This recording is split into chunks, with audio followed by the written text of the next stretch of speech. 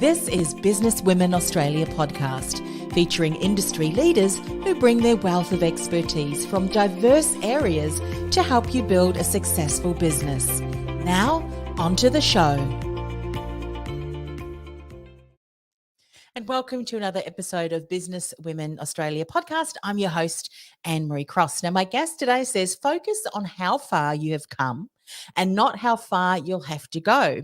Gratitude for what you have achieved is more powerful than dissatisfaction with what you feel you still need to achieve. Now, joining me on today's show is Catherine Leach. Catherine is a family lawyer of 30 years. She's a certified life coach, and she's also the founder and owner of one of Australia's largest solely female-owned law firms. She is passionate about women in business and providing women with clarity to achieve their goals. Now, she's also the governance director for the Asia Pacific on the Regional Council of the Global Entrepreneurs Organization. As a lawyer, she provides strategic advice for her clients to obtain the best of outcomes, who are largely professionals and business owners or their spouses. Now, Catherine's been married for 20 years and she has two teenage boys as well. On today's show, Catherine's going to share what is the feminization of business and how is it relevant. She's going to talk about how to create a culture that is productive and nurturing while still being profitable, as well as how to juggle home and work so that your goals and dreams are not forgotten. So welcome to the show, Catherine. Hi, Anne-Marie. It's good to have you here. I was looking through some of the statistics that you shared through for the interview, and one of them that I'd love to share today with others is that women now constitute over 50% of the legal profession, but still, this is 2022, they still only comprise of 24% when it comes to equity partners. What's happening? Why is it the number still only 24%? There's probably a combination of things, Anne-Marie. I don't think it's one thing that we can point to. There is a very large dropout of women in that mid-tier range. So about the time when they want to have a family and they're juggling work and babies and trying to climb that ladder and be on the partnership track, I think there's a very high percentage of women who just say, listen, this is too hard. I'm going to park this now, or I'm going to start my own firm, or I'm going to just work for somebody that's not going to cause too much stress. And that's where I feel a lot of the dropouts happening at the moment. Yes. It's a shame, isn't it? Because there's so many women that can contribute. And we're going to talk about, what is feminization of business? How is it relevant? And how can we create environments that don't have these dropouts, but rather women wanting to continue to be in these environments. So let's dive in. What is the feminization of business and how is it relevant today? To my mind, the feminization of business is creating a business environment where it's not women mimicking how males lead and how males do business. It's being authentic leaders, and that might look different for everybody. And some women might have a leadership style that is very masculine, and there's no right or wrong, but I think it really drills down to this being authentic leaders. And a really good leader can be a very calm and nurturing and empathetic leader, as a really good leader can be a very strong and directional and assertive leader. They're not good or bad, they're just different. Yes. And do you think that when we're talking about authentic leadership, that's obviously someone needs to be aware of, well, what is authentic for me? What are the ways that I approach that? Yes, they may be different to what has been happening, but when I bring myself and my leadership to the team in this way, in this style, this approach, it's going to benefit them. What do you find we need to do? Is it as individuals, as women? Is it as organisation, a blend of both? How can we support the environment that would encourage that? The businesses need to support, as you say, they need to support people being authentic leaders. And so it's not a one size fits all where you go to a training program and this is the checklist that you give everybody when you're directing or leading. It's understanding, I suppose, what leadership looks like. Also seeing other people that have different leadership styles. If you can't see it, you can't be it. So if you're only seeing masculine men leading, then you're not going to have an idea that there is another way.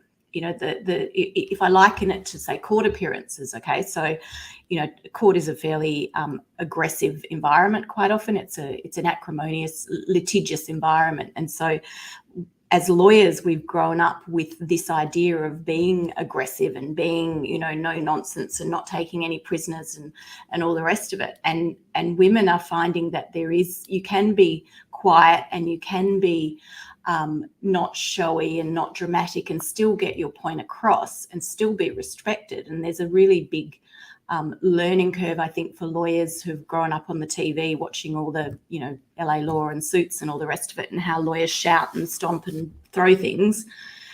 And that's not what all lawyers do. So again, it's the providing the example and being, subjected to other people and other styles. Yes. Talk a little bit then about the environment, the business as leaders. Because one of the things that I have heard time and time again from people that have come on the show and other podcasts as well is the importance of top down, isn't it? That we can say certain things, but unless our actions also continue to validate and to be aligned with what we're saying, things are still not going to change in the workplace. So what can we be doing in the workplace that would help with that ongoing encouragement of women bringing more of themselves and contributing that way, that perhaps maybe organizations don't realize that this could really help encourage women to do that? Have you seen some things that are working really well? Yeah, I think it's absolutely top down, and it's taken me a long time to realise the major influence that you have as a leader on how everything filters down. And I suppose one of the examples I can give is that until probably about 5 years ago, we were 100% women. So at one stage I had 30 women working for me. And everybody's first reaction to that is, oh my God, that must be a nightmare. Everyone's, they're all bitchy and they're all being horrible to each other. And I kept saying it never happens. It's never happened. We have, here and there, but as a whole, we're a very loving, supportive, caring environment. And when I thought about it, I don't gossip. So I don't go to one of my, team and say, oh, have you seen what this person's doing? And I heard about this. I just don't countenance it. So if somebody comes to me and says, listen, this is what's going on, I say, okay, that's interesting. Yep, leave it with me. And if you don't create that environment, it doesn't occur. Yes. And all of leadership is like that, so you can't have a policy that there's a work-life balance and then have me in the office 7 days a week, 12 hours a day, because, people feel compelled to show up, right? Yes. If I'm doing it, I've had a very balanced work life. I had one of my early offices when I had my second child was 1 kilometre from my house. And my husband, who's a full-time home dad, used to drive past the office 2 or 3 times a day with my kids in the car, and I would see them out the window of my office and I would walk out and have a chat to them. So it was very connected to my kids, even though I was working, and I didn't work nights and I didn't work weekends. And I've had a lot, obviously with 30 women, I've had a lot of women with children, maternity leave, all that sort of stuff, and they've been able to see the example that I set, which is that there is a balance, there is an ability, and sometimes it's a lot of work and sometimes it's a lot of home and sometimes it's equal, but that's pretty rare. It's, working out what's the priority at the time and living it. Yes. And, as you're sharing that, one of the things that often, and I know that in the guest profile, you said, women, and you've already confirmed, women leaders need to be visible to show other women what is possible. And one of the things that you've said as a role model, as the leader, as the director, the founder of the business, how you show up, how you become that role model, don't you, for others. And you've also said this, and I'd love you to speak a little bit about this, because obviously this is something that you've seen. You've said, if you treat your team like adults, they will behave like adults. Tell me about this. Why is this so important, and for others to be exuding in their workplace as well? I've always had a policy with my lawyers that they need to meet a certain KPI each month. And I've said to them, listen, I don't care how you do it. If you can do it in 1 day a month, knock yourself out. I'm happy for you to work whatever hours you want to work.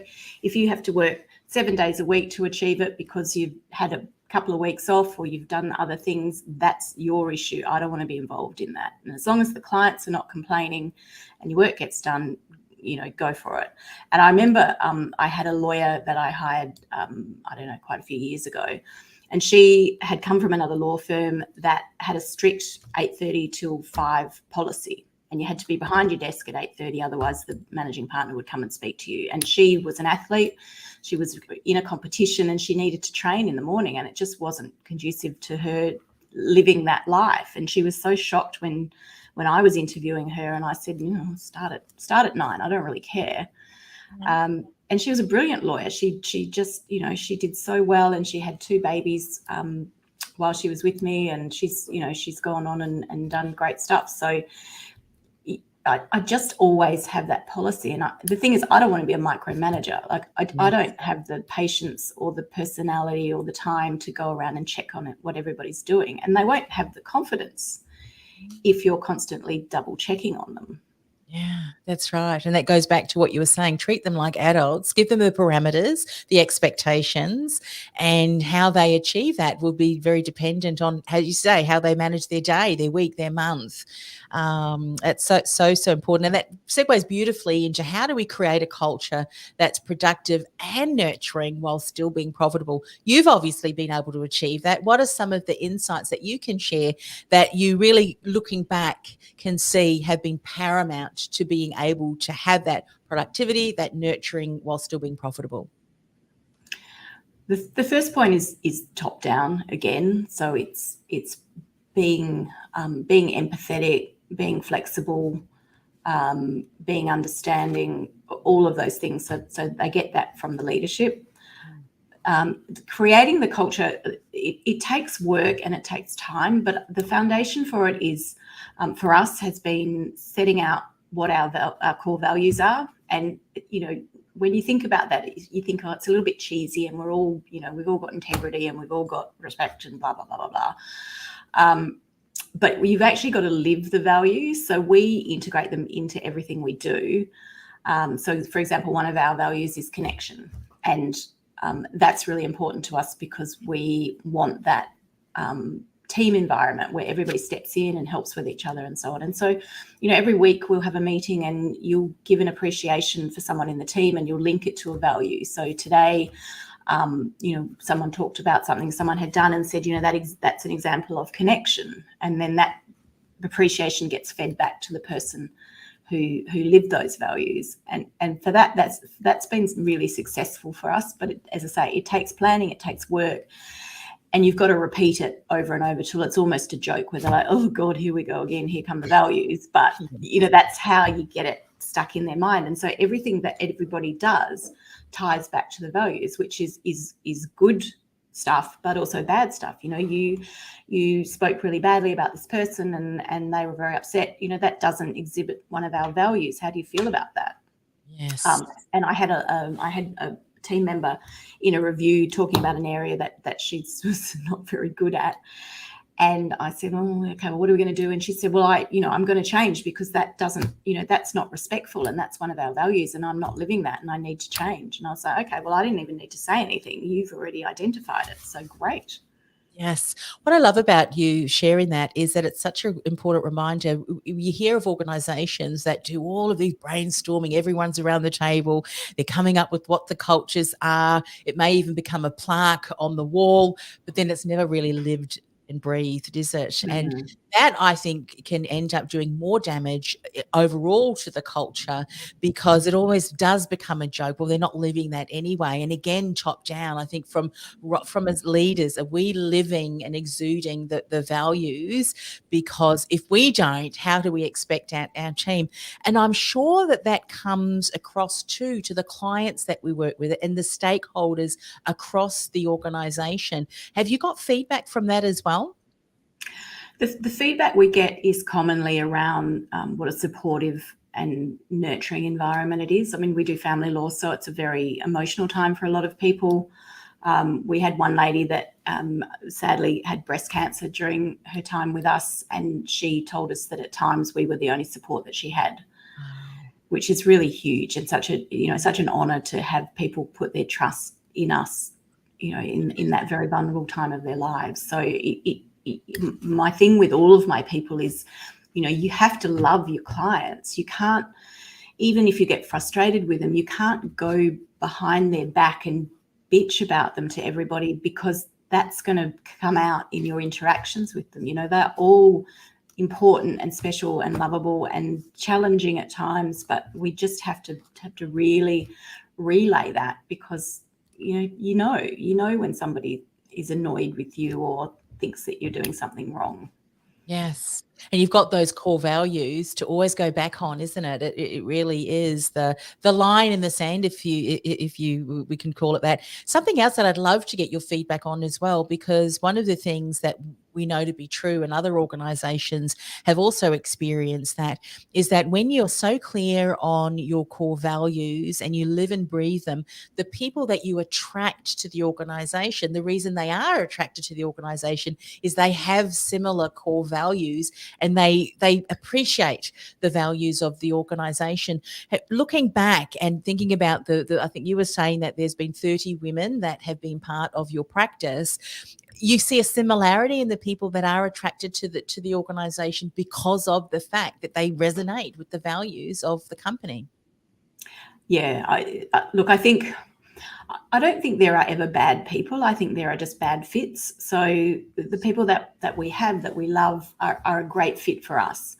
And if they're not a great fit, they can go on to another business and be a great fit there and do really well. So I'm never really upset with people leaving, or if we hire badly, because I just think you just don't always get it right.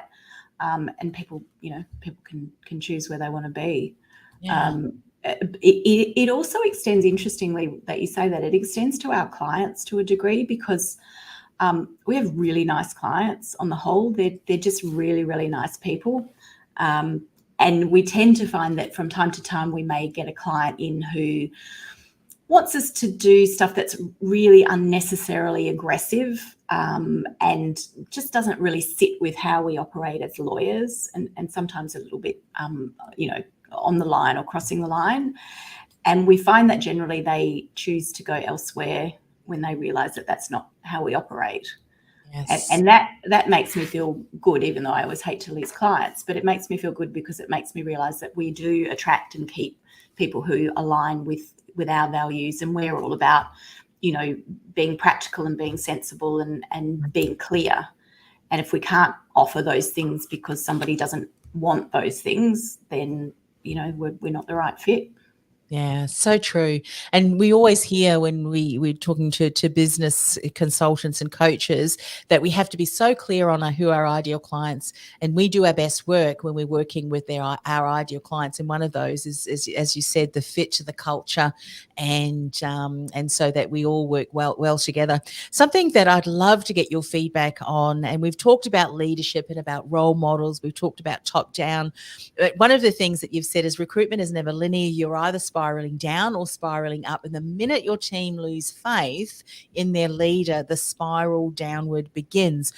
With the challenges that so many leaders across all different firms and industries have gone through over the last couple of years, what are some of the things that you've done as a leader to ensure that even in the most challenging of uncertain times, that you can still be the kind of leader that your team has faith in, even despite the challenges and uncertainties going on in the industry and around the world? Are there some things that you've been doing that have been the glue, so to speak, in keeping the team together? One of the big things that has happened in the last few years that I think was a big moment for me as a leader was probably in March 2020, when Italy was locked down, the beginning of COVID, and there was so much uncertainty, and we didn't have any cases in Perth at the time, but we were all sort of on tenterhooks waiting. And because of my connections with the Entrepreneurs Organisation, which is global, there was a live town hall from Italy where a whole bunch of Italians got on and talked about their experience, and shared that with us all. And from that, it was very clear, what their life was like in lockdown, what you should do, what you shouldn't do. And I felt very empowered having that knowledge, not just the rumor and the supposition, but actual factual information. And so there was a certain point, it was a Sunday night, and one of my senior lawyers said to me, oh, my children are worried about me going into the office. And I said, that's it. We're going to go into lockdown. And makes me a little bit emotional because it was very full on. And basically within 5 days, we got everybody out, and we were working from home, and we all plugged in and got up and got running. And as a leader, a lot of people actually point to that and say that was they felt in the times of uncertainty, they felt so supported and led. You know, they had direction. They were told what to do. They were told when to do it, and it operated, you know, perfectly. And we were in, you know, lockdown well before, you know, practically anybody was. And so everyone felt calm and supported, and they just got on with their work, and we didn't lose any time or productivity, and everybody, you know, felt safe, which was what's so interesting about what you shared, and thank you for sharing that. And it really goes to show, we often talk about the vulnerability of leaders, and there are sometimes some decisions that we make that we may like to have more information, but at that moment we've made a decision. We do the best that we can with the information in front of us, and through doing that it gives your team that certainty, this is the direction that we're going forward with. And it's so good, isn't it, to get that reflection. And as a leader too, I'd love your, you know, any insights that you can share for others. Sometimes that vulnerability, we try and not hide that, so to speak, but as a leader, we think, oh, I need to have all of the answers. But our team often will value, this is the feedback that I'm hearing, and I'd love your, you know, insights into this, that our team often in the times that we're not sure, to reach out and have those open communications and ask for their contributions, so that, you know, what do you think? And just having that open communication and showing that vulnerability as the leader doesn't show weakness, but actually can pull the team together. What's your experience been? I think there's a balance. Sadly, there is with everything. I think that it's okay to say, listen, we made a mistake. We did the wrong thing. We hoped that it would work out this way, but it didn't. And so, you know, oops, sorry about that. That's where we are. I think people appreciate that, but they also need a but now. They need to know what's happening now. They need you to be a leader from that point. It's okay to make mistakes. It's okay to say, listen, I'm feeling, you know, upset, or I'm feeling uncertain, but you got to take it and get back in front of it again. You can't just sort of sit back and say, you know, anyway, we made a mistake. Yep. Because people will start saying, well, okay, that's great, but who's running this show? Yeah. And look, I think I've done that in the past, done it in a bad way in the past, where I've said, you know, where did I go wrong? What could I do better? But then didn't communicate, this is what's happening now. As a result of that, we are now doing these things. And I do that a lot better now. And I'm a lot more direct and decisive and clear about what's going to happen. And probably, as you know, as a result of making those mistakes over the years.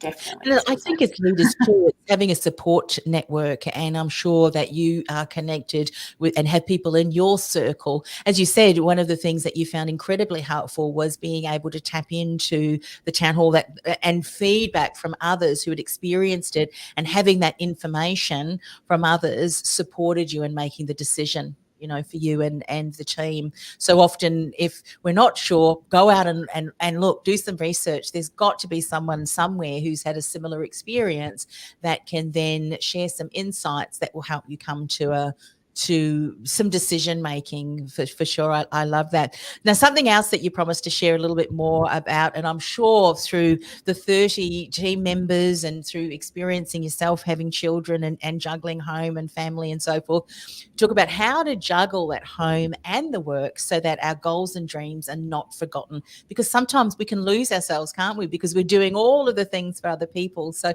what have you learned? What are some insights that you can share here? I've been particularly lucky or organised, or I don't know what the word for it is, but my husband was a full-time and still is a full-time home dad. So I have incredible support on that front, and that works really well for us as a family. It doesn't work for everybody, but works really well for us. But, you know, with anything like that, he doesn't do it how I think I would do it.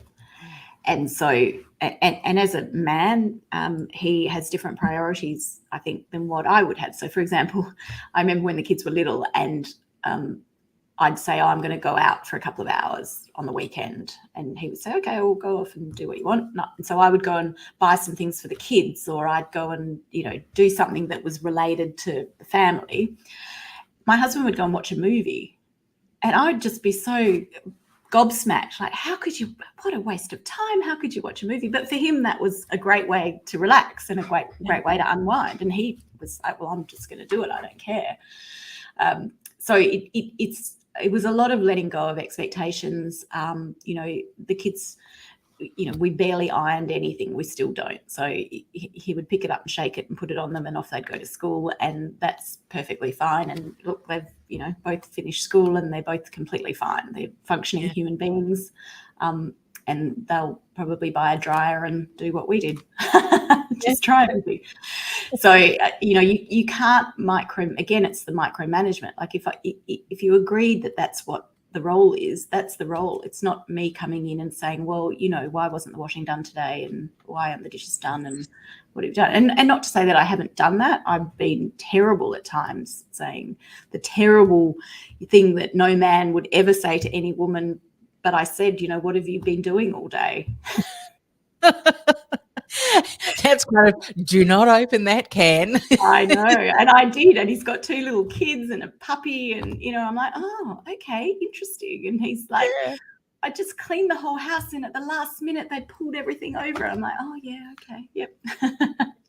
I love that you've shared that, because so often we get tied up or caught up in the things that really, in the whole scheme of things, does it really matter if there's a crinkle in their shirt, or, there's a different coloured sock? Not really, isn't it? If there's if the environment where people, your kids feel loved, and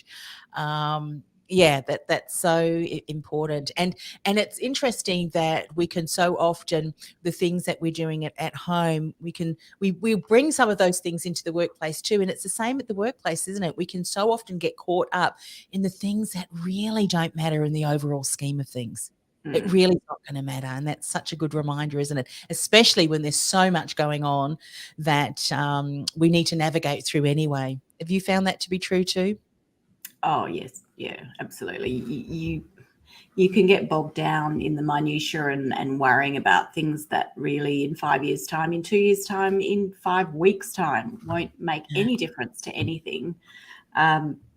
It's hard though, because you're looking at the big picture, but you don't really necessarily know what the big picture is until you've had the opportunity to stand back and survey everything and see, what does it all look like. And I suppose that's one of the things that I've found to be really important, is having those big goals and then being able to tie everything back to, does that relate to the priority? Does that relate to the goal? Or am I off on a tangent because I suddenly decided that, everybody's got to have their letterhead put in a different way, and they've got to sign off in a particular way? Like, is that what we need to be focusing on? Yes, so true.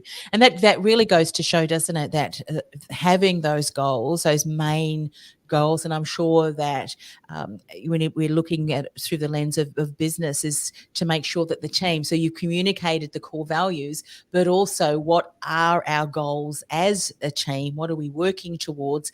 And your team members are going to bring different strengths and skills and approach to that, but they're all heading in the one direction, isn't it? That's very important.